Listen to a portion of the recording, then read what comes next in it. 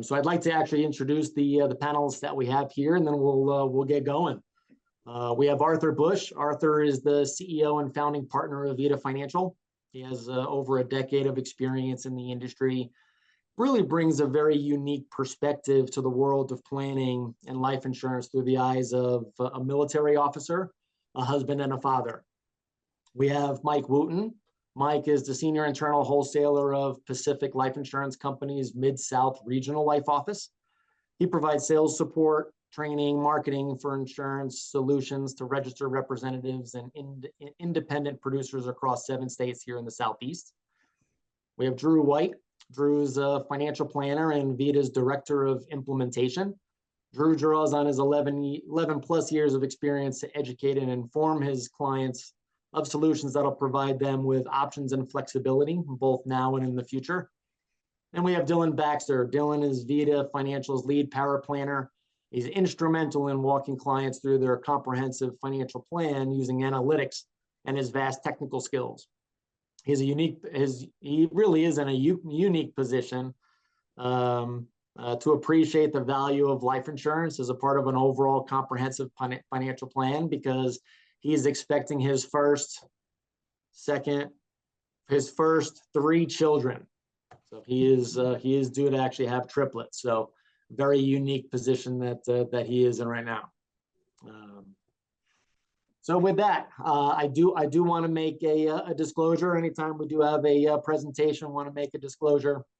The discussions here in the panel discussion should not be construed as specific recommendations or investment advice.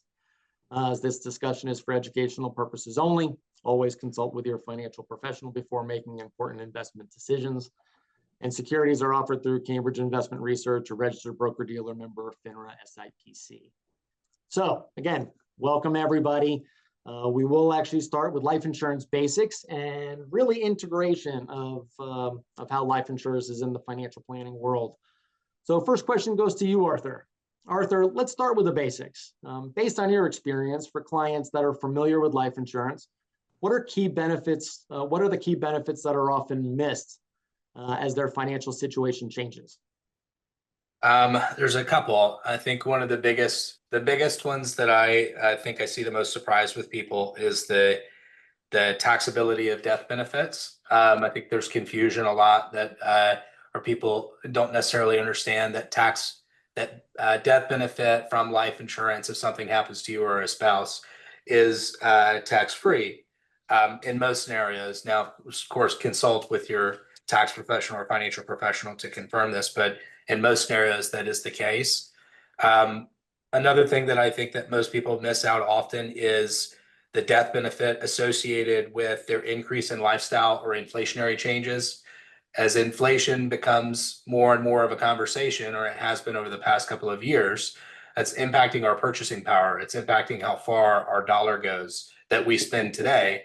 But that same logic also applies to any life insurance coverage that you have. $100,000 of death benefit, for example, does not buy the same amount of things or doesn't cover the same amount of income or won't cover the same today as it will 20 years from now. So as your income increases, as your assets increase, and as inflation impacts your financial situations, make sure that you're paying attention to the death benefit associated with it. And then another one that I always like to talk about is the living needs benefits. Living needs benefits with life insurance is personally owned policies outside of group policies can impact financial situations dramatically. One of the ones that I know that will most likely come up in discussion today is the usage of long-term care or chronic care benefits available inside of life insurance or associated with the death benefit. And oftentimes I think that's missed for people, is that exists. It's actually a really good point. So moving on to Drew, when you include life insurance in a comprehensive financial plan, Drew, what factors do you feel influence the decision to use different types of life insurance, like term or permanent? And if you'd be able to elaborate a little bit on all the different types of policies that are out there. Sure. So many situations call for life insurance, and they're all unique to the individual. Life changes like the birth of a child is the main reason that anyone would consider purchasing life insurance. But anything from a home purchase, a new job, an inheritance, tax law changes, can all be the impetus for placing life insurance as part of a comprehensive financial plan. It seems the overwhelming majority of people that I meet in the course of my duties as a financial planner are actually underinsured. The foundation of most financial plans is risk management, which life insurance obviously is a big part. It's where we start as we establish a course of action for a client, because without managing risk, whether that be pure risk, interest rate risk, market risk, legislative risk, you really just have a plan built on hope. Ultimately, our job is to create predictable outcomes for our clients, and we need insurance to help us accomplish that. When we're determining what kinds of life insurance to purchase, whether it's a term solution or a permanent one, we're factoring the client's needs and cash flow into that decision most often. There's really two main types of insurance that can be structured, frankly, in almost an infinite number of ways. Term insurance covers an individual for a specific period of time and then expires. This is comparable to like car insurance in that your money goes into a pool to pay claims, and if you don't have a claim, you receive no benefit. Now that isn't a bad thing because we're all hoping that our term insurance won't actually be needed, much like we hope we don't need to file an auto insurance claim. Statistically, less than 2% of term policies pay a benefit, which makes that type of coverage extremely affordable for most people. Permanent life insurance typically has a cash value that grows over time, which makes this kind of a unique asset rather than a cost center, because it gets a tax treatment like a Roth IRA if it's structured properly. That being said, permanent coverage guarantees that a benefit will be paid out at some point. Therefore, the premiums are higher, although eventually, depending on how the premium is structured, the cash value should exceed the amount of premiums paid. There are many cases where a permanent death benefit makes sense, such as like estate planning needs, care for special needs children, age differences between spouses, or simply the ability to spend assets down as you wish without worrying about leaving a legacy. As advisors, we partner with our clients and make sure that they're educated as to the types of insurance that exist and what the needs cases may be, so that we can help them make the right decision for themselves and their families. Oh, that's great, Drew. I was always told that life insurance is a guaranteed amount of money at an unpredictable time in the future. And I always thought that that always stuck with me. So that was really good, Drew. Thank you very much. Moving on to Mike Wooten. So from a life insurance carrier perspective, representing Pacific Life, how does Pacific Life make life insurance accessible to people who want to understand these products and maximize the risk management portfolio? Well, first of all, thanks, David. Thank you guys for having me on today. I really do appreciate it. The way that Pacific Life does business is that we don't work with the end client. I couldn't have a client call me today and say, hey, I want to buy a life insurance policy from Pacific Life. The reason that we take that philosophy is that we want these clients to be well educated and well informed on obviously the risks and the benefits of what that they are getting in the life insurance policy. So we have them work directly with financial professionals. And you mentioned that term at the beginning when you were talking about the disclosure, right? A financial professional is generally going to have more knowledge than the general public, right? So we just want to make sure that our clients are well informed. That way, when they're calling us and that they understand things, that we're not having to re-explain how everything works, but be there as a resource if they need that. A lot of times, life insurance can be used as a investment vehicle, which Drew mentioned earlier. And we have risk profiles from the very most conservative, all the way up to, you know, I want to take full advantage of whatever the market's going to give me and then some, right? So we built our products where we can have that full access to the market, but we can also provide a 0% floor, meaning if we have a 2008 situation again and the market's down 30-40%, the clients are only going to see a 0% return, which I'm a big fan of that. So, and I don't know too many people that like losing money, so we're going to try and keep it that way as long as possible. No, that makes no, that makes a lot of sense. And again, really thank you very much for sharing. And being in a unique position to represent an insurance carrier, especially the fact that you want to be able to help not only the client but the independent professional. I think that you know, that unique position will allow actually the participants here to really understand. Let me ask you a question, Mike. What does Pacific Life consider to be their strengths and weaknesses to be? Yeah, that's a really good question. I get that a lot. For those that don't know, Pacific Life has been around for 155 plus years.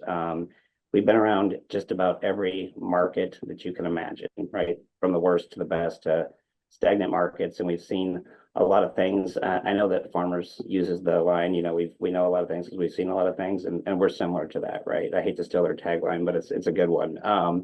But I mean, we're a very conservative company. We have one of the highest risk-based capitals amongst all of our competitors. And that's, you know, how much money do we have in reserve outside of all of our obligations that we have to pay out? If every claim that we've ever had on a life insurance or annuity policy got filed today, would we have enough to be solvent? And the answer is yes. We're over 400% on that, which I think is a testament to not only the longevity of the company, knowing how to navigate several of those markets and downturns in that, but just, you know, the ability to plan for the future, which is what we're helping our clients do. One of our weaknesses, I mean, when you're a 155-year-old company, David, it's you become very, very large, right? So when interest rates, which life insurance policies tend to be sensitive to interest rates, when those get going up or going down, a lot of our competition who may have smaller portfolios can move much quicker to that, and they can adjust their rates quicker, either up or down. Pacific Life has been more steady in that, just because we have these large behemoth portfolios that take time to move. But I think that's also an advantage, right? I'd much rather have a smoother ride than I would to have a lot of ups and downs. Although I do enjoy a good roller coaster every once in a while. No, that's right. No, thank you. It definitely doesn't seem to be a weakness. There's a reason why the company's been around for 155 years. So it obviously means they're doing something right. So again, thank Absolutely. you for sharing. Drew talked a little bit about term and permanent and the differences there. What is Pacific Life stance on the difference between term and permanent insurance?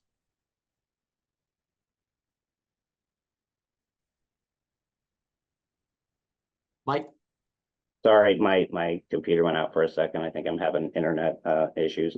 Yes, so when it comes to term insurance, like Drew spoke about earlier, you know, you're paying a certain premium for a certain amount of years, and you're expecting that if you were to pass away during that time, that your family would be provided a death benefit. Permanent insurance is for your life. You know, you expect to pay that premium over a certain period of time, and that could be, you know, 5 years, 7 years, or the entirety of your life. But Pacific Life believes wholeheartedly in permanent insurance. We do offer term insurance because we understand, you know, when I was a young professional, didn't have a lot of money, right? But I wanted to make sure my family was protected. If I'm not making the kind of money that I can or that I would need in order to afford a larger permanent policy, I can buy a term policy now. And Pacific Life has all of our term products are convertible. That means I can take that death benefit that I have today and I convert that into a policy down the road without any further medical underwriting. And I can lock in that death benefit for my family down the road when my financial plan is more in line and it's more affordable for me and the family to do so. So we believe in permanent life insurance 100%, but we know that there is a need for term insurance as well, you know, on a term basis. And then for the permanent life insurance, there's so many things you can do with that That's why we believe in that as a great alternative to an investment strategy, but also protecting your family. Sure. Again, thank you very much, Mike, for sharing that unique perspective. Is awesome. So again, so thank you. Now that we understand the basics and and some of the riders and some of the differences, term and permanent, the different types of permanent insurance, it's really interesting to know then how do we actually use that information. So moving on, identifying coverage gaps and using technology. It is really important in 2024 to be able to stay ahead of the curve. We obviously know that insurance it's very emotional. It's very personal. Everybody's going to have their own opinion on it. So by working with a comprehensive financial planner, we're able to do not only emotions, but analytics at the same time. So we're actually going to be using a live demonstration with Dylan Baxter, our Paraplanner, as he answers some questions about reporting questions and technology. Dylan, can I ask a quick question if you're here right now? Yep. Yeah, Dave. I'm ready to go. Awesome. The technology process in the system that you actually use is what? What technology do you? Yeah, here at Vita, the primary planning tool that we use is eMoney. And I say primary planning tool because we use a lot of other tools for investments and all that other stuff. But for planning, we use eMoney, which the foundation of eMoney is a cash flow system, meaning that it tracks everything that's coming in, everything that's going out. So in all reality, what it does is we take an inventory of all your current resources. So if you're talking about your retirement plans at work, your personal investment plans, your cash plans, your insurances, whether they be permanent or term, we take a total inventory of everything that you have. And then we also look at what we expect your incomes to be. So we take your current incomes, we look at your Social Security expectations, future incomes if we're going to get raises, and then we look at the outflows. So what are you spending? What are you spending on your mortgage? What are you spending on your groceries? What are you spending on your car insurance? What are you spending on gas? We take all of these things into account, and then we're able to kind of paint your financial landscape and make some reasonable expectations of what may happen in the future. Okay, no, that's great. And when I heard you say paint, it almost just reminds me of, going to a museum, right? And you're seeing this picture. I would imagine the further away you actually step away and take a look at the picture, you're going to be able to see some gaps. So how do you use that software like eMoney to identify gaps in somebody's life insurance coverage?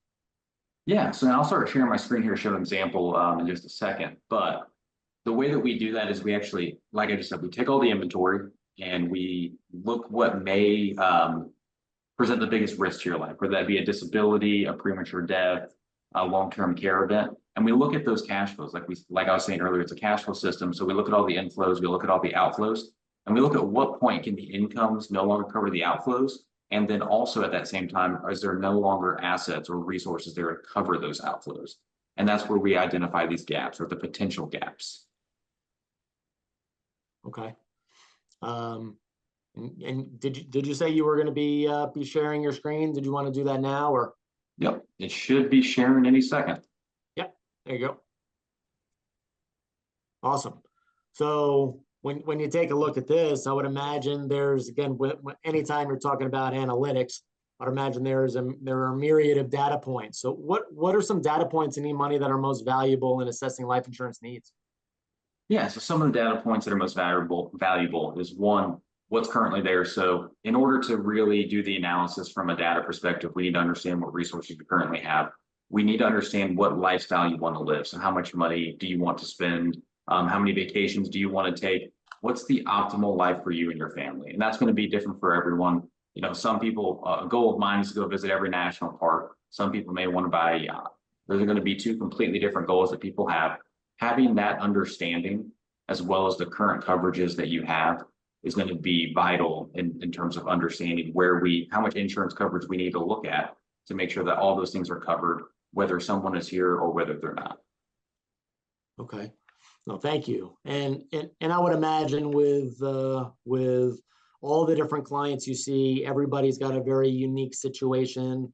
Do you typically see in the average client or the client that you actually see that people are underinsured? And if they are, what do you actually what are some of the trends that you actually see in those particular clients that are underinsured?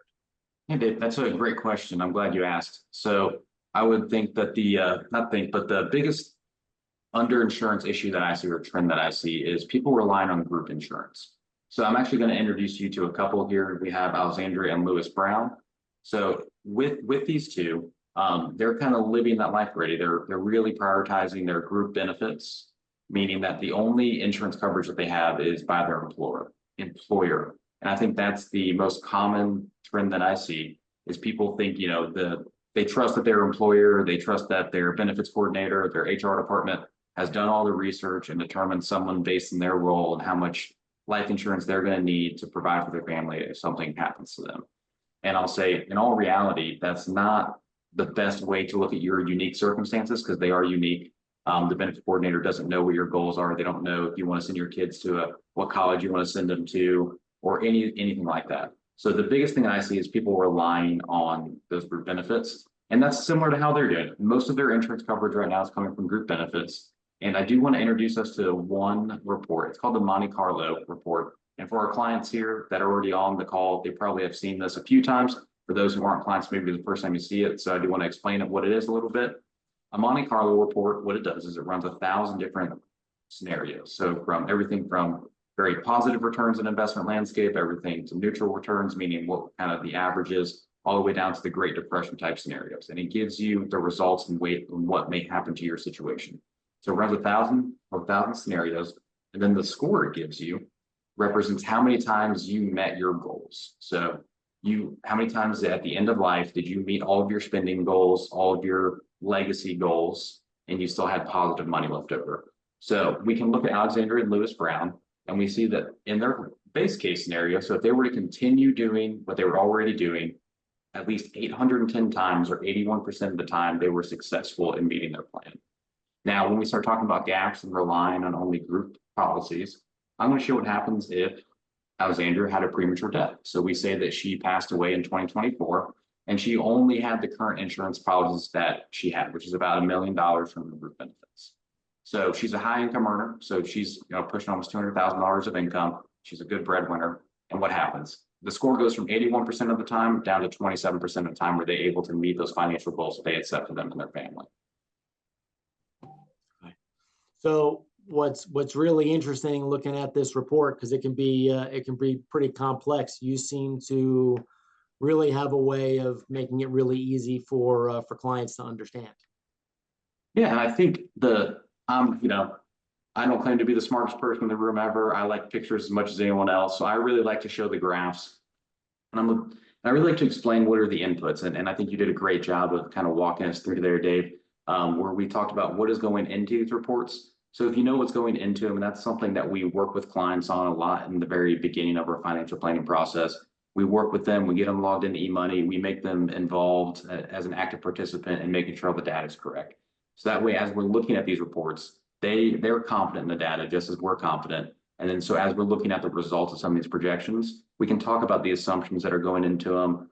Those may be different for different levels of people based off their investment styles and other things we're not necessarily going to talk about today. But we really walk the clients through everything, make sure all the assumptions are appropriate for them. Some people like to see higher inflation. Some people like to, are comfortable with moderate inflation levels. But we work with the clients to build all those out. So that way, when we get to these reports and we're looking at these graphs and these pictures, they make sense to everyone involved in the conversation.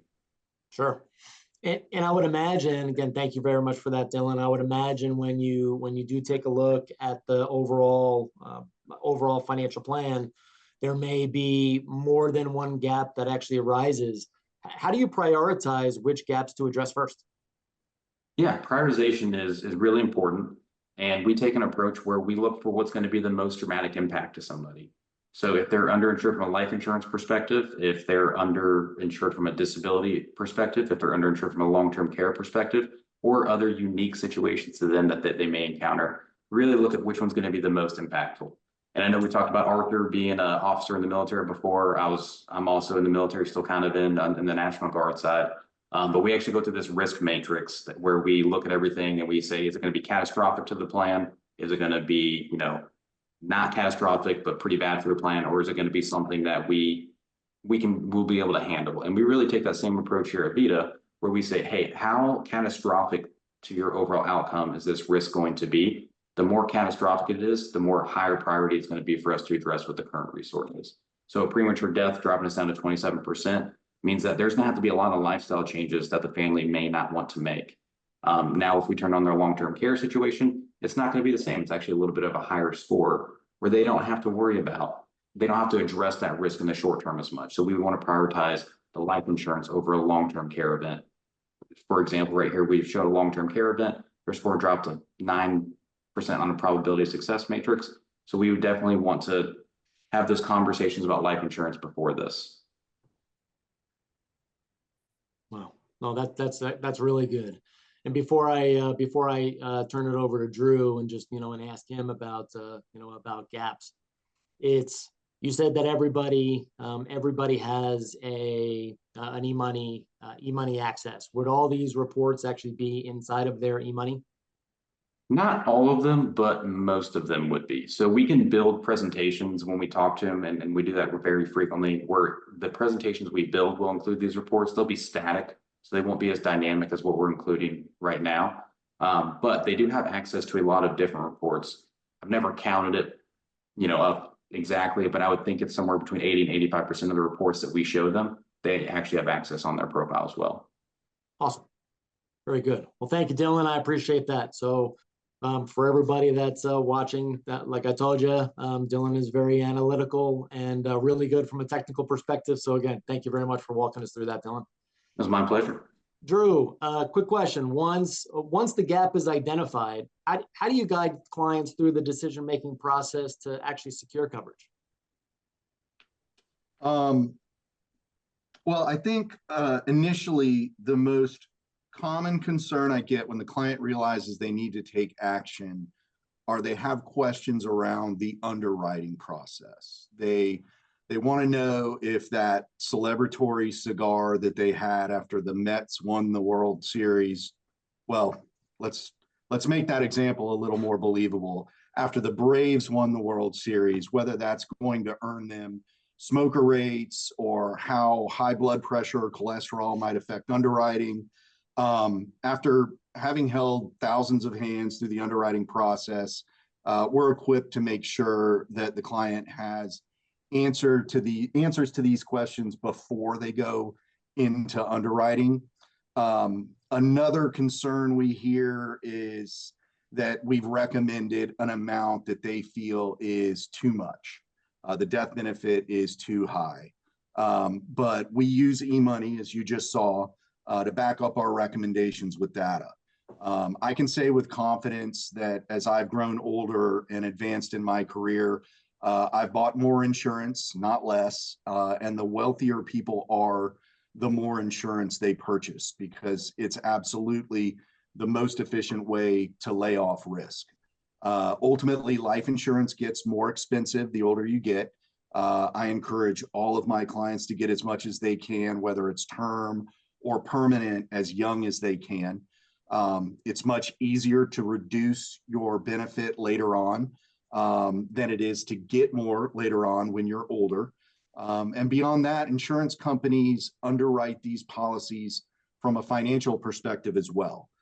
They have no desire to overinsure anyone because it's not a good risk management practice, and that's the business they're in. In fact, regardless of a person's individual financial situation, insurance companies all have a dollar amount beyond which they will not insure someone's life.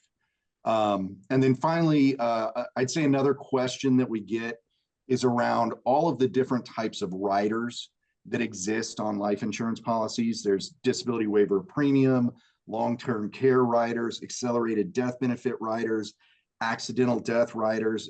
They're all fairly common, but can be confusing to anyone who hasn't been exposed to them before. There's a lot of value for many in some of those riders, and it's important for us as advisors to explain all of these to the client and make sure that they understand which ones may hold value for them. That's really good, Drew. Again, from a stance of educating a client so they can make an informed decision. is obviously the way to go. So thank you. And what a very seamless transition to the next section, and really the role of riders in enhancing life insurance. And this first question goes to you, Arthur. Riders are often overlooked and misunderstood. What are some insurance riders, and how are they used to enhance a contract? Yeah, Drew named a couple of them there. Accidental death benefit, waiver of premium, accelerated death benefit, long-term care, chronic care riders, children term rider, term conversion, return of premium. There's tons and tons of them out there. Depending on the insurance carrier, the insurance company will provide the rider. And depending on the policy that you're looking, or the coverage that you're looking to have, is how you can go through and select them. In some cases, riders will come at an additional cost or an additional charge. So just a note there is it can change the premium level, but each rider has a specific purpose. For me personally, one thing that I find a little bit more conviction on, and then also to tie in with what Dylan was talking about earlier, is your long-term care, your chronic care riders. Long-term care, chronic care rider, how he was talking about prioritizing risk. In that, if we know that we need to prioritize long-term care, chronic care, and life insurance at the same level, we now have the ability to combine the policies, which was something that didn't really exist 10 years ago. So now, with the way that underwriting pools exist, we do have the ability to reduce that premium outlay between two separate policies and combine them into one. So riders are often overlooked, and I would say consulting and spending some time with us or a financial professional, financial advisor, financial planner to describe each of them to you is extremely important. Another note there too is why insurance carriers that you use are important is there's a difference between indemnity and reimbursement, whether that's providing receipts for any care that you receive, or indemnity paying out whatever the benefit is without the proof of receipts. That can sway, and that can even push decision points onto which type of rider, which type of insurance we want to use. I mean, that first of all, that really is interesting. And you mentioned so many different types of riders. I think the last time I did a Google search, and I even just typed in life insurance riders inside of Google, I think there was like 1.1 million different sites. It is really confusing, and we get so many different opinions about that. So, Arthur, how do you help clients decide which riders are actually worth adding? Yeah. A big one is the usage of e-money, like what I was mentioning a minute ago with how Dylan was going through prioritizing risk, seeing which ones we need to prioritize truthfully. Also, family history is very important there too. If we know that family history, we have frequent long-term care, chronic care events, then that's something that we should really consider. I'll also say, depending on net worth projections, income amount now, knowing that our assets are going to continue to accumulate, or even inheritances in the future, permanent insurance becomes very important from the estate planning space. But if we want to reduce the cost now, because we don't necessarily have the assets today, we could use term insurance that carry a conversion rider of some sort on the policy. So there's multiple different factors that go into the actual placement there and application of those. Excellent. Well, thank you very much. And speaking of e-money, thanks for bringing that up, Arthur. We'll go back to you, Dylan. When it comes to riders, how does e-money help determine which riders may be suitable for the client's needs based on their financial situation?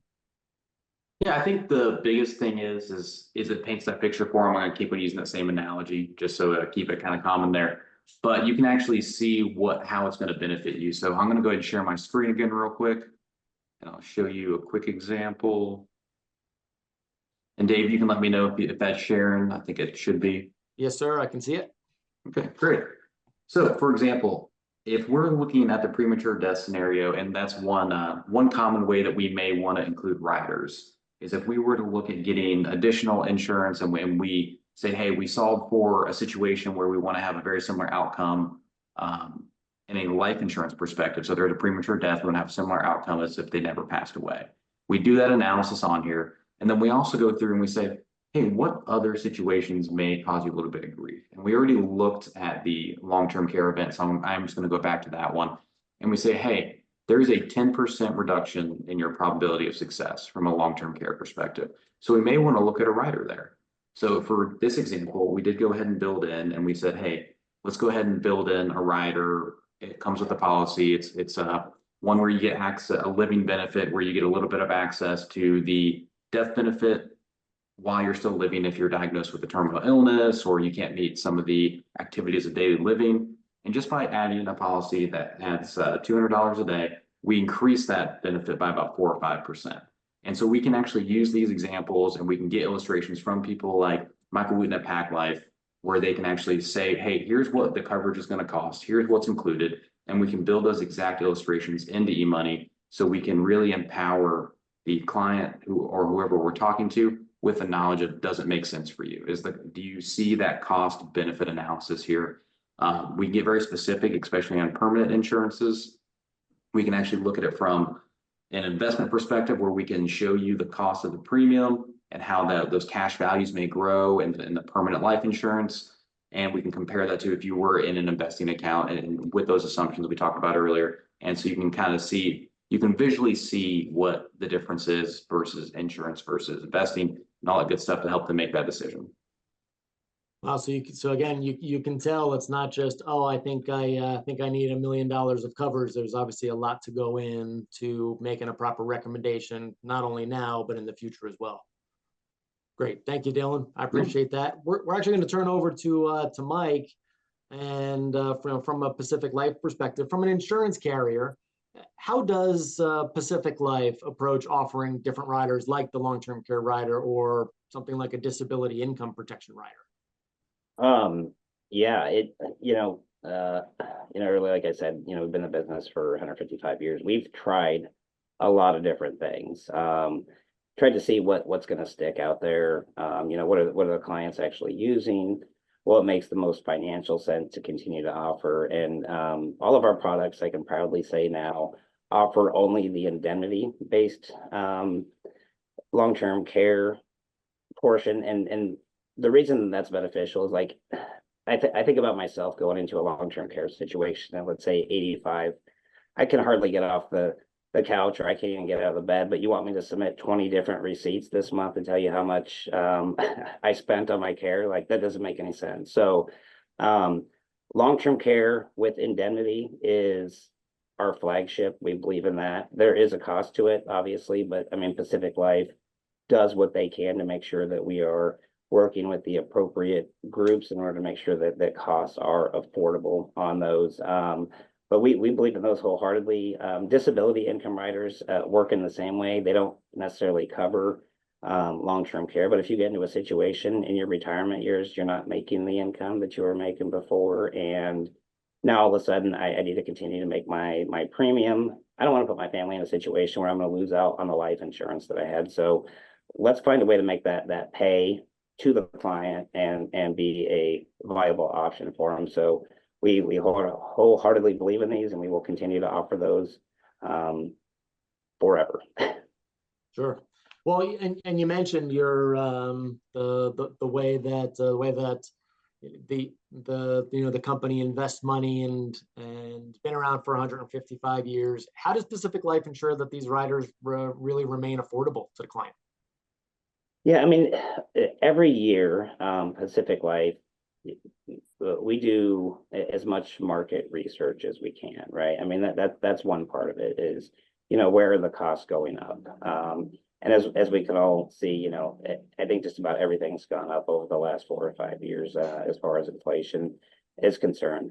Where can we find ways to reduce some of those costs? Can we work with preferred providers? So that's some of the steps that we'll take. But we're also involved politically with that stuff, and I don't want to get too deep into that because that's another conversation. But when you're working with like the pharmaceutical companies and the medical companies, I mean, there's got to be some give and some take right there. So we make sure that we have representation at these different meetings, and then we have a whole team that is dedicated to pricing and costs, and we pay them well. But I mean, they save us a lot of money, and they save the clients ultimately a lot of money. So that's how we operate. No, again, thank you very much for that, Mike. And staying with you, we're going to go to a different topic, really the future of life insurance and some innovations that we see. Obviously, in the 155-year history of Pacific Life, it's Life insurance has changed. What clients are looking for has changed. Obviously, everything has changed. Looking ahead, what do you think some trends that we should be aware of, or what innovations do you think will shape life insurance in the coming years, particularly regarding policy flexibility and product options? Yeah, really good question, and something I'm very passionate about. Over the last 10 years, things have changed considerably, and a lot of that is related to what the regulators, in Washington said, hey, we don't want these life insurance policies because they're you can distribute the funds within that through policy loans and withdrawals in tax-free income, right? And our current tax rates are in the 30s, which is crazy. So, we want people to be able to use this as a death benefit. So insurance companies have to continue to evolve. But I think the thing that's made the biggest impact and that you're going to continue to see is that you're going to, instead of have a company having 14 different products, you're going to see companies like Pacific Life, which we recently did, is we have one product that can fit an accumulation need, a death benefit need, and or a long-term care need. So instead of having so many different products with so many different features, I mean, we're really simplifying things, which seems kind of backwards when you talk about like evolution, like how are we going to continue to get better? But this is better. It is absolutely better. So that's what I'm continuing to see. And then obviously technology advances in underwriting processes have always been a thing that's 2-3 months sometimes, or a month, but I mean, we're really trying to boil that down where we can get it done in 2 to 3 weeks. Sure. No, again, that's that's great, and it's interesting with all the information that's out there. I mentioned about riders before, and about how many million sites came up just in a half of a millisecond. I would imagine that you see the exact same thing, that customer awareness and customer education is really going to influence demand for more personalized insurance solutions. Do you actually see that from Pacific Life perspective as well? I do. I mean, we're living in an era of extraordinary wealth, right? I mean, there's more millionaires, more billionaires than there's ever been. So, you've got those clients that have extraordinary needs, and then you have the middle class that they're looking for ways that they can protect their family, that they can pass on generational wealth, and avoid paying more than they need to in taxes. So, I mean, that's all part of it. But I think really kind of what it comes down to is again, back to the first question, we only work with financial professionals. I don't know your situation, and I couldn't dare know your entire situation, but people like Art and Dylan and yourself, David and Dylan, I mean, you guys have a much bigger picture on what the needs are, what you're trying to protect. And that's why we rely on you guys to come to us. And that's why we partner with you to say, hey, I think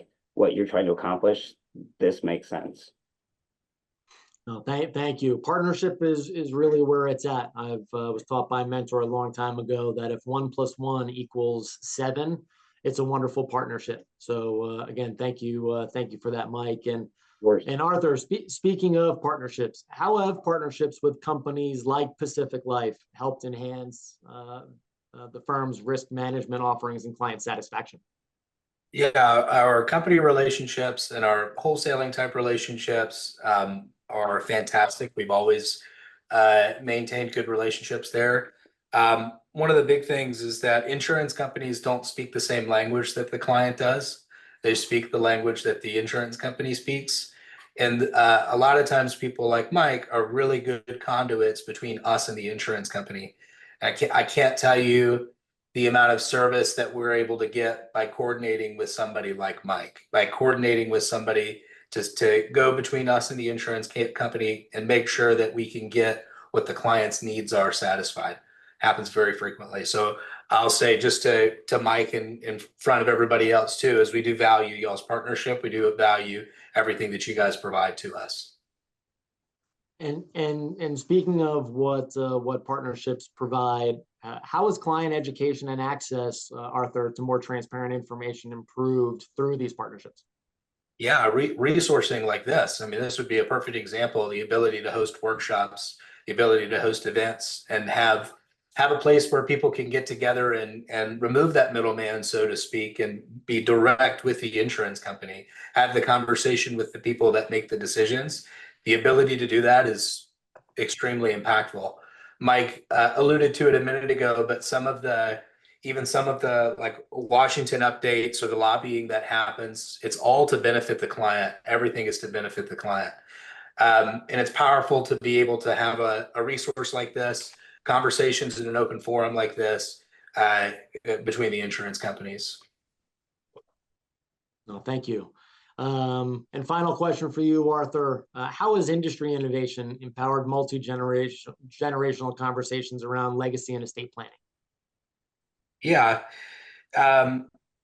Lobbying would be a big one because of the lobbying that can happen with tax rate changes and legislative risk that Drew was talking about earlier.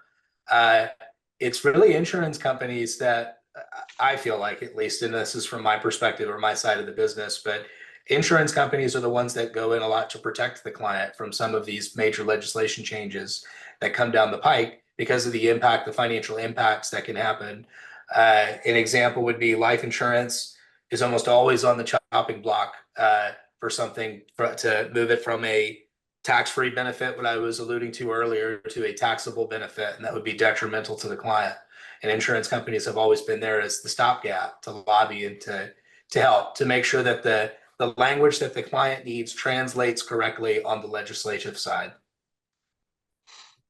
That's great. It's very important to understand the legislative piece, and ultimately speaking, if we are all in it to be able to help the client achieve their goals and their aspirations without understanding really what's going to happen tomorrow, I think we're all going to win, right? The whole premise is tomorrow's not a promise to any of us.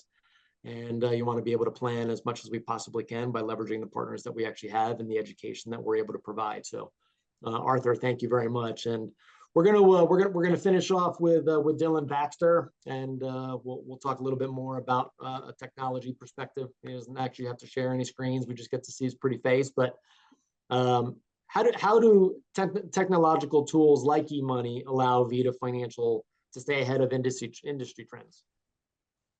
Yeah, staying ahead of industry trends. I think that the easiest way to do that is partner with people like Mike and other wholesalers. And we can actually take all of the products that they've been developing and the products that are for the client, and we can build them out in eMoney. So we can actually show the differences. We can show the client what using the Pack Life product may look like versus something else. And we can do all these things so the client is really feels confident with the information that they have. So when they go into a decision, it's not one of those decisions you make where you're looking down the road 2 years and you're like, man, why did I do that? It's no, I'm confident. I can see the graphs. I can see the charts. I know it's the right decision. We can show you what happens if you didn't have the policy. Maybe not show you exactly what happens, at least what are some reasonable expectations of what may happen. So I think that's a big way that we can stay in front of it, is just by providing better education through the client, by kind of being an architect of the software and of the system. And so we can give them realistic expectations on what the differences are. Well, that's great. Thank you, Dylan. And with that, it actually concludes the life insurance workshop. I do have a couple of questions that I did get, and I'm just going to open it up to the panel. So feel free to actually take the question if you want. The question was, what do you see as the biggest trends or changes in life insurance over the next 5 years? Yeah, I just go with that one if you want. Yeah, go. Arthur, do you want to set one up? Sorry. Yeah, I mean, I touched on it a little bit. But again, I mean, we're constantly under some sort of pressure to lose that tax-free benefit of life insurance. So we're doing everything we can, obviously, to stay on that side of it. The underwriting portion, I mean, saves time, saves money.